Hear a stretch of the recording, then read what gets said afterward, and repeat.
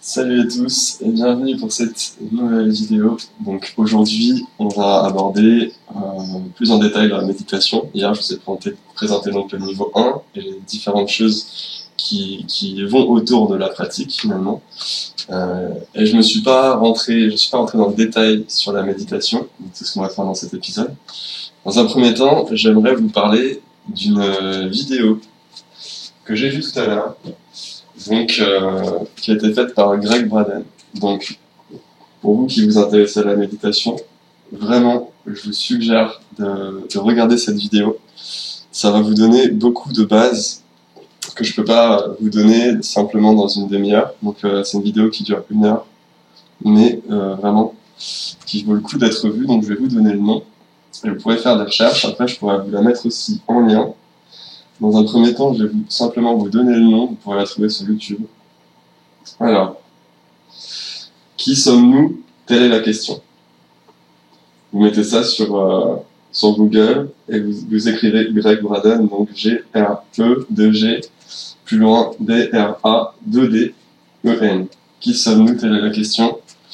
Donc, je vous encourage vraiment à regarder ça, parce que en très peu de temps, en 1 heure, il vous dit énormément de choses. C'est un scientifique qui travaille avec les scientifiques de la dernière génération, donc ceux qui ont osé aller plus loin que les dogmes actuels de la science, tout simplement puisque les scientifiques actuels ont peur de dépasser ce cadre pour pas briser leur carrière, du fait que les découvertes actuelles de la science changent totalement la vision du monde, et en fait ces scientifiques ont peur de ce changement du monde qui pourrait être créé si les gens prenaient totalement conscience des dernières découvertes scientifiques. Ça voudrait dire qu'il faudrait tout refaire. Ils veulent pas créer ce chaos, ils veulent pas rentrer dans ce genre de polémique, alors ils n'en parlent pas. On a quelques scientifiques d'avant-garde qui osent avancer et nous expliquer réellement ce que la science aujourd'hui nous permet de comprendre. Donc, je vous encourage vraiment à regarder donc Greg Braden, suivre dans toutes ces interventions. Là, vous avez un podcast qui dure que 1 heure. Dans un premier temps, il a fait beaucoup d'interventions. Vraiment, si aujourd'hui vous voulez comprendre le monde dans lequel on vit, je vous recommande de le suivre lui. Et après, vous verrez qu'il y a aussi d'autres personnes avec qui il travaille. Donc, vous tomberez dessus naturellement, puisqu'il fait des interventions avec ces personnes-là, qui sont ses collègues, avec lesquels ils font réellement avancer la science.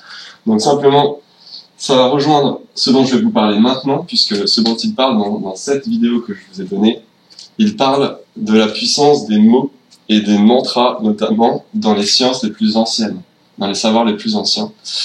Et justement, c'est là où je vais en venir, c'est que pour pratiquer la méditation, il y a plusieurs méthodes. Donc pour ce niveau 1, je vais vous donner un exercice facile à mettre en place, même sans trop de pratique.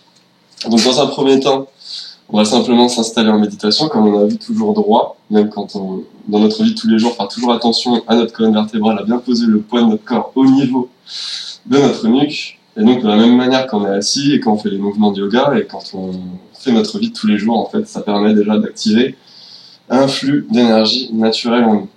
Donc cette méditation, elle va travailler aussi avec la branche du yoga qui est liée au mantra. Donc les mantras, simplement des mots qu'on va dire qui sont reliés à certaines idées, qui vont travailler avec notre subconscient quand on va les dire, qui vont activer des processus internes.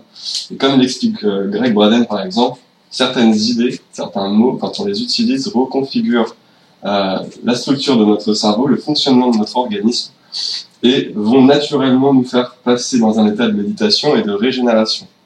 Donc, juste avant, j'ai pratiqué cet exercice-là, et j'ai pu voir déjà à l'intérieur de mon corps que certaines choses bougeaient, certaines sensations arrivaient.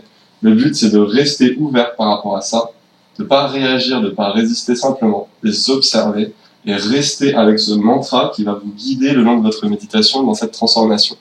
Donc, dans un premier temps, l'idée c'est de le dire soit à voix haute si vous êtes tout seul, sinon au niveau de votre pensée. Ce sera plus facile pour vous puisqu'on est habitué à penser tous les jours au niveau des mots. Mais ensuite, progressivement, quand vous le dites, d'essayer de le ressentir, de ressentir ce qui se passe en vous et de ressentir ce mantra, et de le dire progressivement non plus avec vos mots, mais avec votre intention, avec votre émotion. De rester concentré sur l'émotion que ça génère quand vous le dites, quand vous pensez à ça. Et ensuite de vous concentrer uniquement sur cette sensation, cette émotion que ça génère en vous. Et ensuite de le dire finalement avec le cœur, c'est-à-dire de générer simplement par votre intention cette émotion. Donc là, vous parlez plus non plus avec les mots, mais avec votre émotion. Donc avec votre cœur, en fait. Donc voilà, on va commencer. C'est très simple. Donc les mots qu'on va utiliser, donc ces mantras, ça va simplement de dire en fait, nous sommes un. Nous sommes un.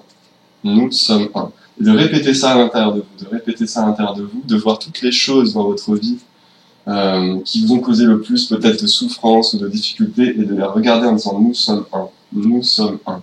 Nous sommes un. Tout est un. Nous sommes un. Et c'est ça qui va guider votre méditation. Donc je vais le faire rapidement avec vous. Donc simplement,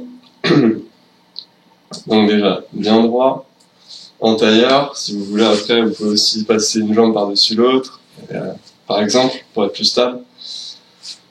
Et donc, on peut commencer comme ça, en commençant à le répéter à l'intérieur de nous, nous sommes un. Nous sommes un. Et d'écouter ce qui se passe au niveau du cœur, vraiment de ce qu'on ressent. En même temps que vous dites ça, essayez de regarder l'intérieur de vous, chaque muscle, chaque organe, chaque partie de votre corps, en répétant ça, nous sommes un. Quand vous voyez une tension ou quoi que ce soit, même quelque chose qui pourrait être dérangeant d'habitude, sur lequel d'habitude vous pourriez résister, regardez-le en vous ouvrant totalement, en disant nous sommes un. Nous sommes un. Et vous laissez tout partir. Vous pensez qu'à ça. Vous regardez tout ce qui se passe en vous, tout ce qui vient à vous, et vous dites nous sommes un. Nous sommes un. C'est une façon de recréer l'unité dans notre être, en fait, et ça va reconfigurer notre monde, et vous verrez que progressivement, ça vous entraîne déjà dans un état de méditation, de bien-être, d'amour, et donc pour aller plus loin, ça va même travailler vraiment sur votre esprit, même sur vos neurones qui vont se reconfigurer d'une certaine manière, qui vont vous permettre ensuite de vivre dans un monde en paix, de vous y sentir bien. Donc vraiment, c'est ça le mantra à répéter. Donc au début, je le pense. Ensuite, je ressens cette émotion et je reste concentré ensuite que sur l'émotion qui parle en fait pour moi. J'ai plus besoin de dire dans ma tête, dans mon esprit, nous sommes un, mais je le ressens. Et simplement de créer cette émotion que je connais, je peux la recréer. C'est comme si je le disais, mais depuis le cœur en fait. Ça, c'est ce qui est assez intéressant d'ailleurs si vous suivez Greg Braden, c'est qu'il nous apprend que notre cœur a un champ électromagnétique 1000 fois supérieur, au moins, au cerveau humain, qui lui fait entre 3 et 4 mètres de diamètre, donc on va dire un peu plus que le bout de mes bras, et tandis que notre cœur c'est un champ extrêmement grand, et quand on est dans la paix, dans la joie, dans l'amour, dans des émotions positives, comme celles qu'on crée avec la méditation, on agrandit notre champ électromagnétique, qui est finalement un champ de conscience, et c'est ça qu'on appelle l'ouverture de conscience, l'expansion de conscience, qui progressivement nous fait comprendre des choses, nous ouvre sur certaines choses, et progressivement nous entraîne vers ce qu'on appelle donc l'intuition, l'empathie, la télépathie, et ensuite donc l'unité, ou tout simplement la supraconscience.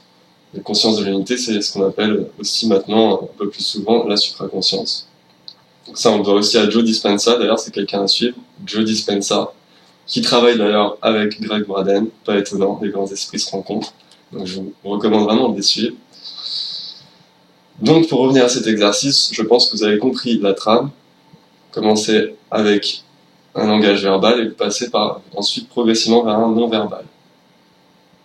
Communication non-verbale. Et là, vous commencez à communiquer depuis le cœur, depuis votre âme, depuis une conscience déjà supérieure. Donc ensuite, vous pouvez rester comme ça un certain temps, tant que vous vous sentez bien. Vous restez ouvert à tout ce qui se passe, à tout ce qui vient en vous. Si quelque chose vous dérange, vous reprenez soit cette émotion que vous mettez, nous sommes un, vous retenez cette émotion, donc de paix, d'harmonie. Soit vous le dites ensuite avec des mots, si vous avez plus du mal à la retrouver, vous repartez sur du verbal, pour ensuite repasser sur du non-verbal et vous continuez comme ça. Au bout d'un moment, donc du coup, vous êtes dans le non-verbal, c'est le silence total, il n'y a plus que cette émotion que vous créez, que vous faites grandir en vous.